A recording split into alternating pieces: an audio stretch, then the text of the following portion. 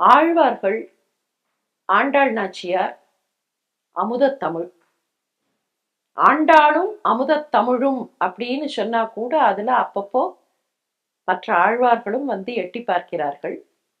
இன்றைய நாள் பாசுரம் இதுவும் ஒரு துயிலடை பாசுரம் தான். உள்ள தூங்குற பெண்ணை எழுப்புகிற பாசுரம்.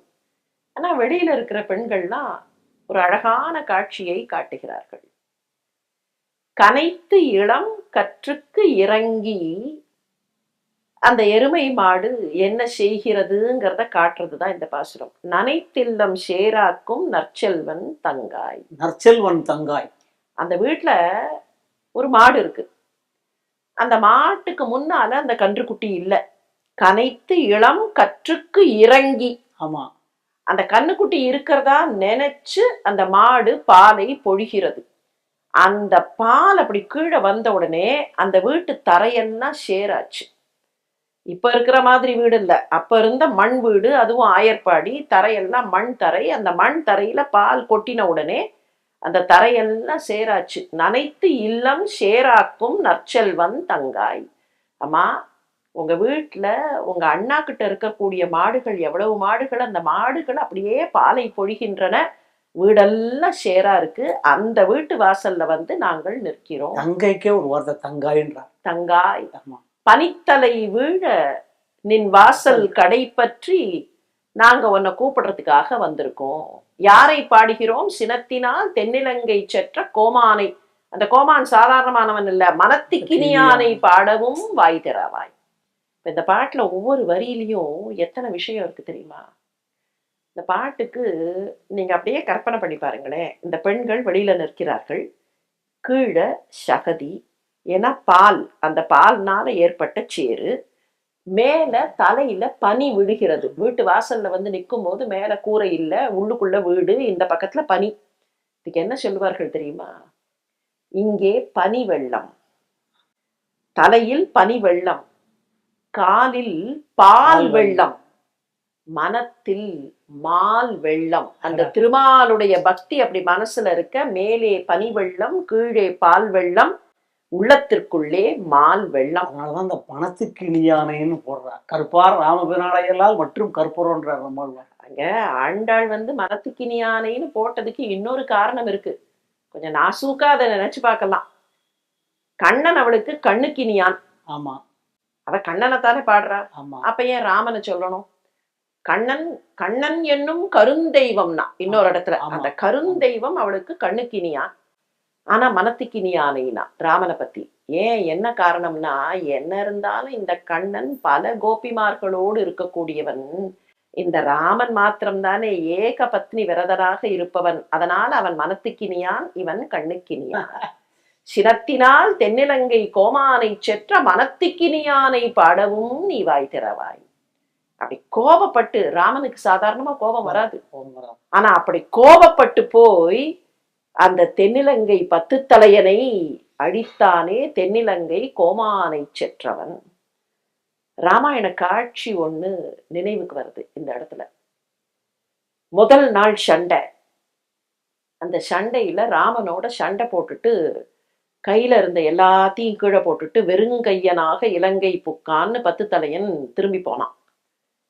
அவன்கிட்ட அன்னைக்கு ஒன்றும் இல்லை. இன்று போய் போர்க்கு வா நாளை அப்படின்னு ராமன் சொல்லிட்டான். இவன் திரும்பி போறான்.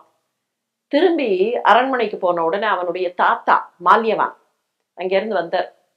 என்னப்பா எப்படி இருந்ததுன்னார். போர் எப்படி இருந்ததுன்னார்.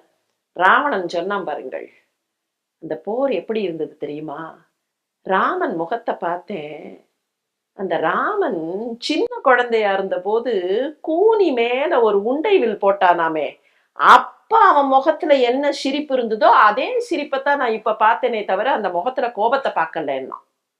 ராவணனோட சண்டை போட்ட போது கூட ராமன் முகத்துல கோபம் இல்லை.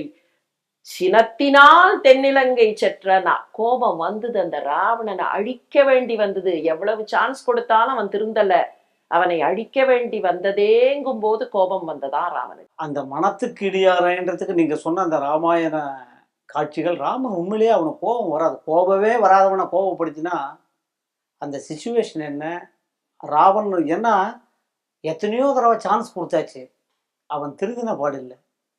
உடலாலும் சரி உள்ளத்தாலும் அவன் வந்து எல்லாரும் சொல்லுவாங்க ராவணனை ஒரு தலைவர், அவர் வந்து தொடலை சீதையை, எல்லாம் ரைட். ஆனால் அறத்துக்கு புறம்பானவன், அறம் எது அறம் எது இல்லை, தர்மம் எது இல்லைன்றதுக்கு ராமன் தான் ஒரு கேரக்டர். அவன் தான் அதாவது கேரக்டர். அதனால தான் திருப்பி திருப்பி நான் படிக்கும்போது என்னென்னா, ஒரு பாசுரத்துலேயும் ஒரு வாழ்க்கையிலையும் வாழ்க்கையை செழுமைப்படுத்துகிற ஆண்டல் கேரக்டரை பில்டப் பண்ணுறான். நம்மளுடைய குணநலன்களை, மனித பண்புகளை. அதுக்கு ரோல் மாடல் யார்? ராமன் தான் ரோல் மாடலாக இருக்க முடியும், கிருஷ்ணன் தான் ரோல் மாடலாக இருக்க முடியும், வேற யாரும் ரோல் மாடலாக இருக்க முடியாது. அந்த ரோல் மாடலுக்கு அவள் சொல்கிற அந்த வார்த்தைகள் போடுறது, அவளுடைய கம்பேரிசன். பகையலன் என்ற பின் போர் ஒடுங்கும் புகழ் ஒடுங்காதுன்னா கம்பன். பகை வேணான்றா. செல்லமா பேய் பெண்ணே நற்செல்வன் தங்காயின்றா. அந்த அந்த அவள் தங்கைன்ற கூட நீ யாருடைய தங்கை? நீ எங்கே படுத்துருக்கோம்? வீடு என்ன? இந்த ஊரில் செல்வ செழிப்பு என்ன? வறுமை ஒன்று எட்டி பார்க்குறதா? உனக்கு ஏதாவது பிரச்சனையா? இந்த ஊரில் எல்லாம் சந்தோஷமா இருக்கு. இறைவனை நினைங்க. இந்த இறை அனுபவத்திலே நாம் முழுக வேண்டும் என்பதை ஒரு பாசுரத்துலேயும் ஒரு இதை வச்சு அவள் சொல்லின்னு வரதெல்லாம் பார்த்தா, ஆழ்வார்கள் பாசுரங்கள், குலசேகர ஆழ்வார் எவ்வளோ சொல்லியிருக்கார், ராமனோட வாழ்ந்திருக்காரு. செல்வன் தங்காய்னு சொன்னீர்கள் இல்லையா? செல்வம், வறுமை இல்லை, செல்வம். செல்வம்ங்கிறது உண்மையிலேயே என்ன? Not currency notes. நம்ம செல்வம்னு நினைக்கிறச்சே வெல்த், ப்ராஸ்பெரிட்டி அப்படின்னு எல்லாம் நினைக்கிறோம்.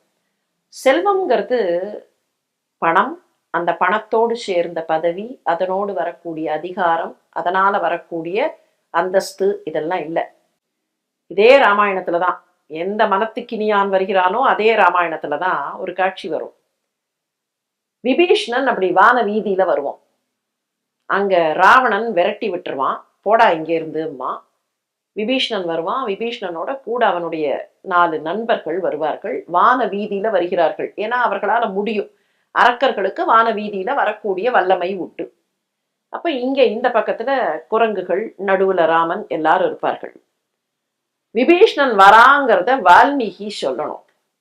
வால்மீகி என்ன சொன்னார் தெரியுமா? ஸ்ரீமான்னர். இப்ப என்ன சந்தேகம் வரும்னா, ஸ்ரீனா தனம், ஸ்ரீனா செல்வம், ஸ்ரீனா வெல்த் இல்லையா? அவன் எங்க ஸ்ரீமான்? 10 தலையும் விரட்டி விட்டுட்டான். இப்ப ஏதாவது கையில இருக்குமா? இங்க இருந்து போடான்னு அவன் விரட்டி இருக்கான். உனக்கு நாடு கிடையாது, ஊர் கிடையாது, சொந்தம் கிடையாது, போடான்னு விரட்டினா கையில என்ன இருக்கும்? அவனுக்கு செல்வம் இருக்குமா? கிடையாது. அவன் அகதியாக அடைக்கலம் தேடி சரணாகதின்னு தான் ராமன் கிட்ட வரான்.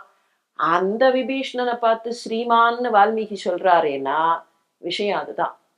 கையில இருக்கிற பணம், பொருள், அந்தஸ்து, வசதி, இதெல்லாம் வெல்த் இல்ல. எது உண்மையான செல்வம் தெரியுமா? பகவான் நம்மோடு இருப்பதுதான் உண்மையான செல்வம்.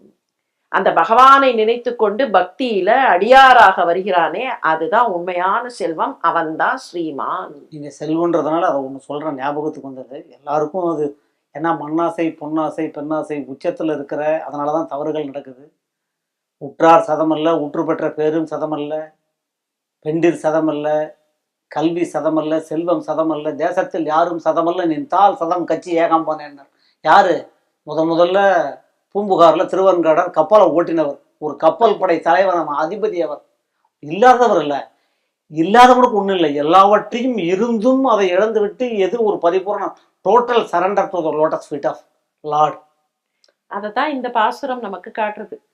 இந்த பாசுரத்துல அவ சொல்லக்கூடியது அதுதான். அதுல இன்னொரு விஷயமும் சொல்றா, அனைத்தில்லத்தாரும் அறிந்தாரே. அம்மா எல்லாருக்கும் தெரிஞ்சு போச்சு, நீ சோம்பேறிங்கிற விஷயம் எல்லாருக்கும் தெரிஞ்சு போச்சு. அதற்காகவாவது நாணப்பட்டு கொண்டு இறைவனை சரணடைந்து விடு அப்படின்னு கூப்பிடுறா. நாமும் இப்போதைக்கு கண்ணான்னு சொல்லிட்டு நாளை தொடர்ந்து ஆண்டாள் நாச்சியாருடைய பாசுரத்தை சிந்திக்கலாம்.